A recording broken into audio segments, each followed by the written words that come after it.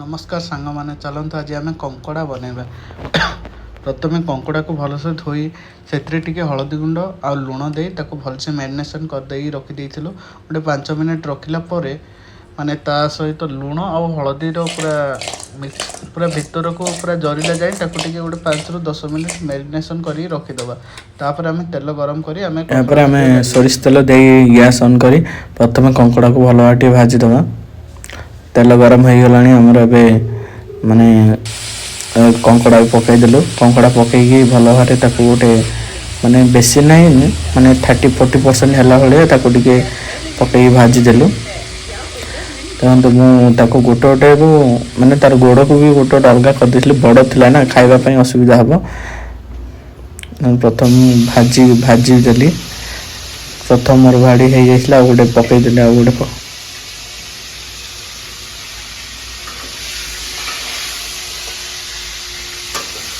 कंकड़ा को लाल है जाए प्रथम भल भाव भाजा पड़े।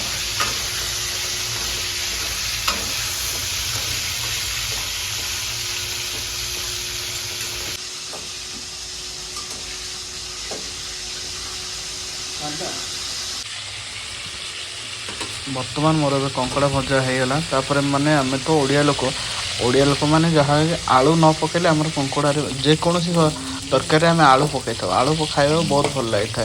मु आलू को भी टे भल भाव भाजी यही आम आलू भजा होगा। आम तरकारी 3टा पियाज काटी पियाज आ सहित टमाटो आदा रसुण आ जीरा धनिया पत्र दे गोटे मसला भी बनई। प्रथम पियाज टमाटो काटी सारे तेल कर बसई टिके सोरिष तेल दे फॉर्च्यून सोरिष तेल दे सोरिष तेल रोषे कले बहुत भल लगी था। कारण सोरिष तेल देते भल आमिष टे भल स्वाद आसता है। फुटण पंच फुटण देगा आम टे कंचा पियाज टे देदेबा।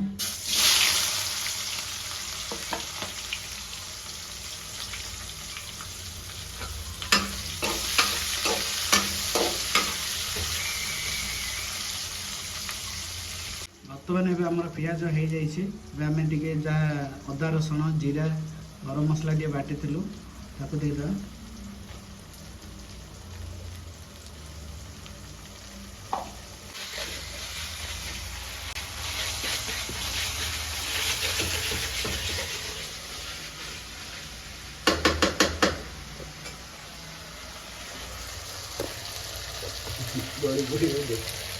काटी कंचा टमाटो को भी देना।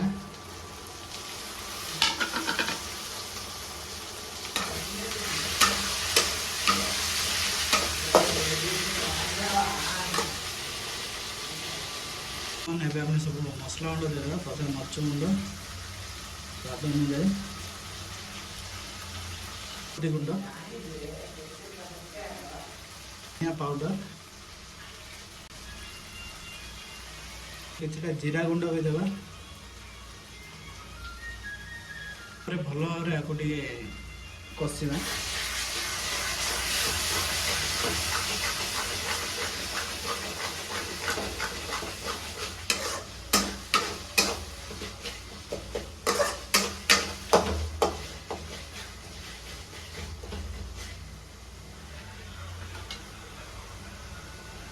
बर्तमान ए स्वाद अनुसार लुण भी देदेवा।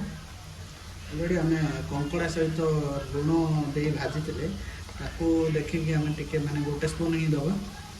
तापर जदि माने कम अलड़ा होता आम दबा एक्स्ट्रा पकड़ा किसी प्रॉब्लम। बर्तमान ए मसला कषापी छाड़ा गोटे 10 मिनट जाए मसला को भल भाव कषापी छाड़ा। आमर अलमोस्ट मसलाटा पूरा कषि देखो तार कलर माने कलर जो ऊपर आस तुम जान पूरा मसला भल भाव कषि देखा जो ऊपर सुंदर देखा रोषे हो सारा पर ही आम जाना टेस्टा केमी होता। मसलाटा जिते कषा हम माने तरकार स्वादटा से बाहर से मुझे कषुची कलरटा केमी वाओ।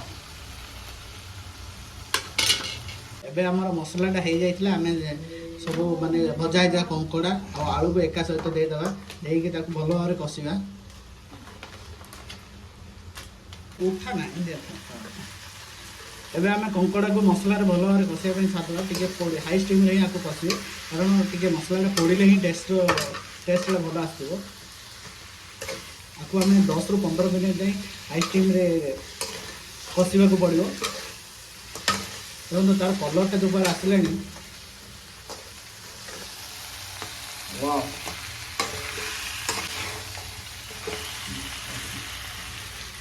ମୋର କ'ଣ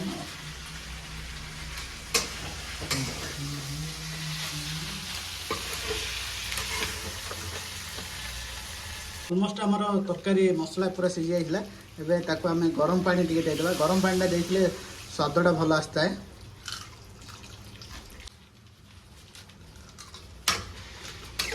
ଆକୁ ଗରମ ପାଣି ଦେଇ ପୁରା ହାଇ ଷ୍ଟିମ୍ରେ ଆକୁ ପୁଣି 10-15 ମିନିଟ୍ ଯାଏଁ ଫୁଟାଇବାକୁ ପଡ଼ିବ। ଆମର ଭାତ ବି ହେଇଗଲାଣି, ଭାତଟା ଗୋଳା ହେବ।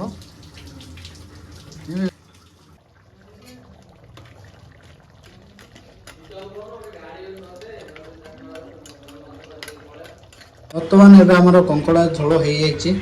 ତାକୁ ପୁରା ମାନେ ଥିକନେସ୍ ସବୁ କିଛି ଓକେ ହେଇଗଲାଣି। ମାନେ କଙ୍କଡ଼ା ବି ସିଝି ଯାଇଛି। ଦେଖନ୍ତୁ କଙ୍କଡ଼ାର କଲର୍ ଆଉ ତାର ଯେଉଁ ରୋଗନଟା ଯେଉଁ ବାହାରିଛି, ମାନେ ଢାବା ଷ୍ଟାଇଲ୍ର ହେଇଛି। ମାନେ ଏଇଟା ତ ଆମର ଢାବା ନାହିଁ, ମାନେ ରୁମ୍ର ଢାବା କହିବାକୁ, ମାନେ ଢାବା ଷ୍ଟାଇଲ୍ର ହିଁ ଆମେ ଆଳୁ ପକେଇକି କରିଥିଲୁ।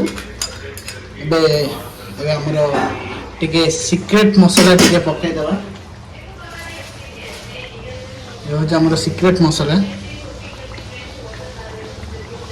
ଏବେ ଆମର ତରକାରୀ ହେଇଯାଇଛି।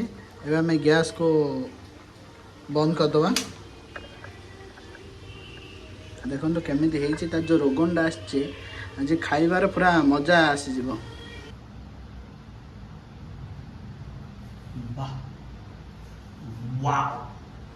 ଏବେ ଆମର ଖାଇବା ହେଇଯାଇଥିଲା, ବାଢ଼ି ଦେଲି ଟିକେ ସୁନ୍ଦରକୁ ଟିକେ ଗାର୍ନିସିଂ କରିଦେଇଛି। ଦେଖନ୍ତୁ ଏ ଆମର କଙ୍କଡ଼ା ଝୋଳ, ତା ସହିତ ଉଷୁନା ଭାତ, ଖିଲିଖିଲିଆ ଭାତ ସହିତ କଙ୍କଡ଼ା ଝୋଳର ଆଜି ମଜା ନେବା, କାରଣ ଆଜି ଛୁଟି ଥିଲା।